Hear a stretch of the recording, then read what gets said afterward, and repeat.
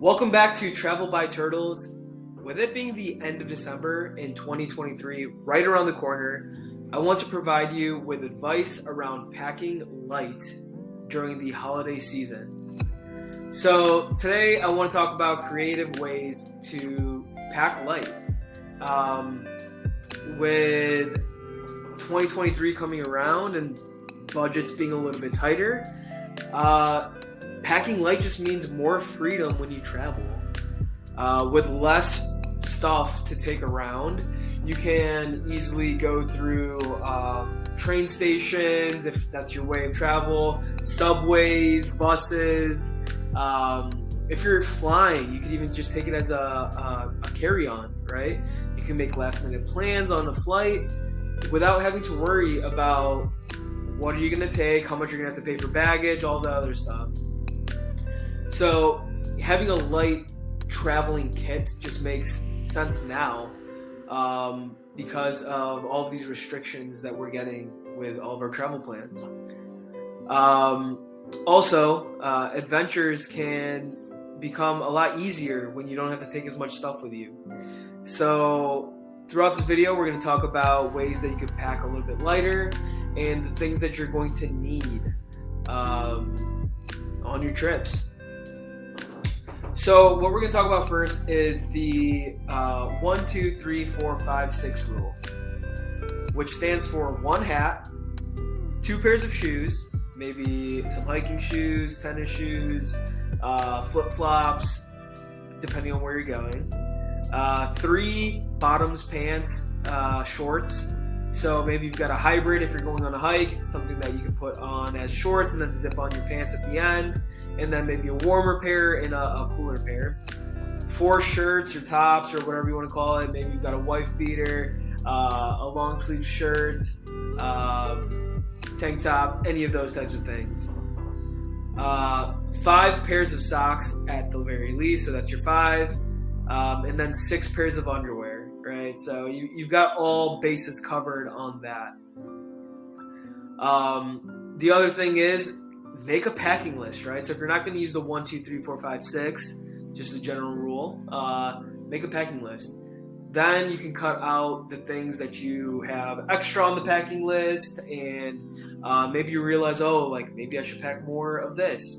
I think everybody packs double the amount of underwear. I don't know why. Everyone always does it, from what I've heard. But you could obviously make a better plan once you make your little packing list. And then make sure that every item has extra purposes to them, right? So pick your clothes carefully. If you are taking, if you're going on a trip that's a hike, then you can pack a rain jacket, right?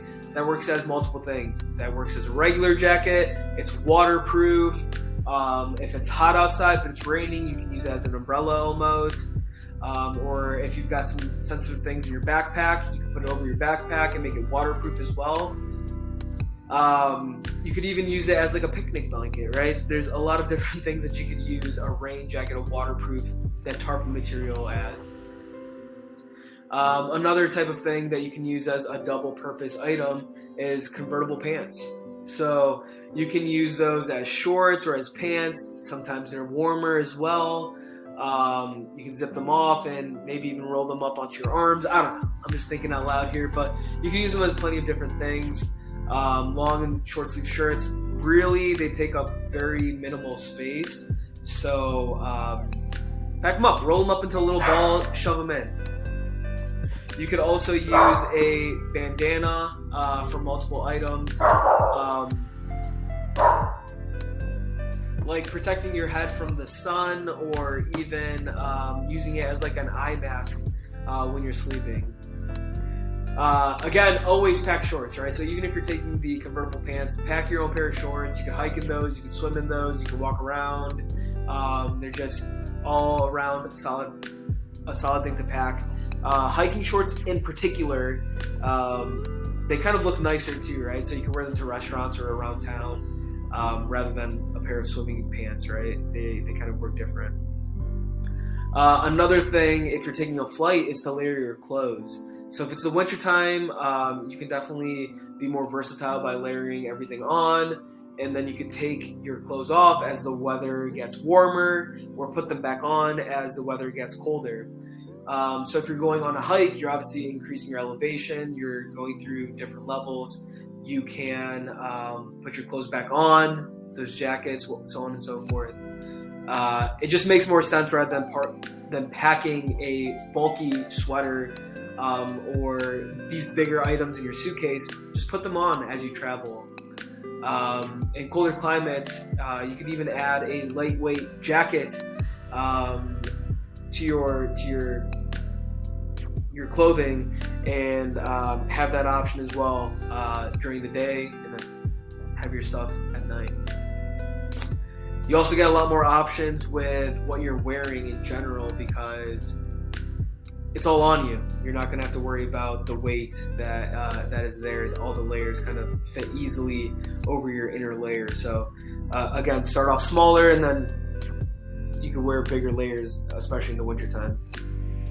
Another thing is to choose things that dry quickly, right? So let's say it's more of a summer environment, but it does get cold at night. A lot of these tropical areas do get colder at night. Find fabrics that are moisture wicking. They keep the moisture away from your body, and they wrinkle less, they dry faster. And a lot of people already have these in their closets, right? So look at Dri-FIT. Nike Dri-FIT is a great example of this. And honestly, if you buy it once, you can reuse it multiple times too, right? So the investment is well worth it. They also kind of have that odor wicking feature within them. They breathe well, they're lightweight. And if you're on a budget, you could also find cheaper materials, right? You don't have to go with Nike. You could find a lot of quick drying undergarments as well. So these synthetic fabrics are not only lightweight and have multiple functions, but they pack really well. They're so thin. You can roll them up very small again, and keep them in your bags. The other thing is that if it is cold out and you want this moisture wicking material, you can put them on the outsides of your clothes, right? It just prevents more moisture from coming in. It's just a better layer on the outside. So just think of these types of things. One thing to keep in mind, though, is when you are packing these, a lot of these Dri-FIT materials tend to be in multiple colors. So when you're packing or purchasing these materials, make sure you're picking a simple color, right? Your grays, your blacks, your whites, something that goes along with everything. That way you're not wearing a neon colored clothing to a fancy restaurant or something. And then also another way to do it is, let's say you are going on a fancier vacation, something that's a little bit nicer, just plan on doing your laundry. A lot of places, a lot of Airbnbs have laundry machines, right? Hotels have laundry facilities. Different cities have laundromats. So plan on washing your clothes if you're just trying to save on packing light and you're going somewhere that's maybe not so outdoorsy. You could also pack a small thing of like laundry detergent, or even those little pods. I think they make like pods for your laundry now as well. So you could pack these little things to not have to pay for the extra soap when you're there. You could even wash if you're at an Airbnb, or if you're not in an Airbnb, I guess the ultimate cheap option would be to wash the item in the sink or something, right? There's so many creative ways to do these things. If you're at an all-inclusive resort, you could wash in the tub and hang it outside. You're in a tropical resort, so it's definitely going to dry by the time the next day comes around. So these are just other ways that you can kind of save some extra money. Another big thing is saving on space through your footwear. So if you recall the 1, 2, 3, 4, 5, 6 rule, 2 was footwear. Bring multi-purpose footwear. So I remember when we went to Hawaii, I myself packed a pair of shoes that were both great for hiking, but also water resistant, or not water resistant, but like water repelling. So they were water shoes, right? You can hike in them, and you can also go through water areas. The benefit this served is when I'm hiking through maybe where there's a water flowing, I can walk through the water. I know that my feet are going to dry. I'm not going to have to worry about that. If you're somebody who likes to run a lot and you're going to maybe a drier area, find something that you can walk in, hike in, run in, all of the above, right? Something that's not too heavy, not too light, something that's durable. It'll kind of cover all of those angles. You could also make sure that your shoes are comfortable and broken in. That way you're not packing a bunch of pairs that are maybe comfortable and maybe one that you could wear out and like for all these different situations. Another thing is maybe if you're going for a wedding, traveling for a wedding, find some shoes that work both great with dress shoes as a replacement for dress shoes, but also something you can wear going to a nice restaurant. If you're going to wear jeans, can you dress them up? Can you dress them down? Those are kind of all great options. The next thing that I've got for y'all is to leave a lot of the wet items, right? So like if you're thinking shampoos and maybe colognes that come in glass bottles, those types of things, leave those behind, leave those at home. You can find little travel size options that make things a lot lighter for travel. You're not gonna have to lug around a whole thing of shampoo or even detergents, right? Like pack little things, find creative ways to take your liquids around. For toothpaste, I know toothpaste isn't all that heavy, but shrinking down from this to this, it makes it a lot easier to kind of go around. So think about the liquids that you're taking as a next option. All right, so the next thing I've got for y'all is your electronics, right? Your laptop, your cell phones, your tablets, your iPads, your Nooks. Those are a lot. They're heavy things, right? Take the least amount of electronics, even a charging pad, for example. All of the weight there adds up. So pack small. If you do need to take an electronic, maybe take a small portable battery. Take one of them. You don't have to take all of them. Take electronic adapters so you're not getting something that's a USB and also something that goes into a 120 volt. Just think outside the box when you're taking your electronics. Some things can double as speakers and chargers. I know the JBL Charge 3, for example, doubles as both a charger and a speaker. So you could eliminate one of those when you're going around. It's not too big and it serves as a multifunctional tool for you.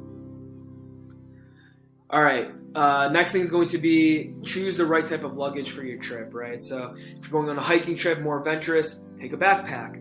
If you just need to get your clothes from one area to the other, maybe a duffel bag works well, right? You don't need a backpack. You're not going to be hiking through the woods. You don't need all of that. Or maybe you do need the maximum amount of luggage and you need wheels because you're going to be going through a lot of city areas and walking from area to area, like hotel to hotel.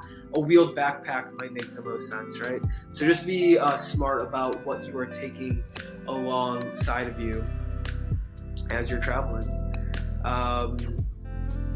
The other thing is like if you're going to an area that might have a lot of people, make sure you're packing something that is colorful, something that sticks out. If you're going to a plane, add something to your baggage to make it stick out among what everybody else has.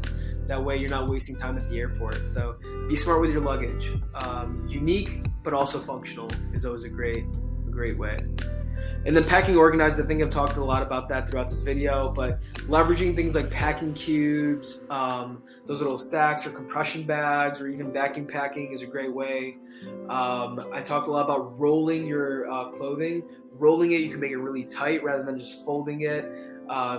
That's the method that I use when I'm trying to pack light every single time. I even wrap, if I'm taking something fragile, I'll wrap my clothes around it and within it, just to keep make sure that's secured. I always weigh my bags as well. So right, like you're going to spend more money if you go above the airline weight. So just be smart about that. Another thing is if you're going on a beach trip, think about what you're packing. So like, can you find snorkel gear at another location? Can you rent a bike, right? Maybe you don't necessarily need to take your bike if you're going on a biking trip. Find different ways to save on those bulkier items that are a lot heavier. The next thing is going to be just like, if you can go carry-on, that's always the best way to do it. Carry-on's free on a lot of flights. You are restricted by what you can take in terms of liquids on a carry-on, but you're not going to have to pay for the $50 baggage fee that a lot of these budget airlines charge you. And if it's absolutely required for you to take the higher liquids, check your bags early. Don't check them at the gate. Pack them in. Think about it. Plan ahead of time. That way you don't have to worry about how much you're spending on those things. So all in all, just following these general guidelines are going to help you pack smarter, pack lighter, and save money altogether. So with that being said, thank you for watching Travel by Turtles. Please comment, like, and subscribe for more tips and tricks and stories as we get into the new 2023 travel year. I'm hoping that these videos are going to help you out and kind of help guide you along your journey in 2023. Thanks again.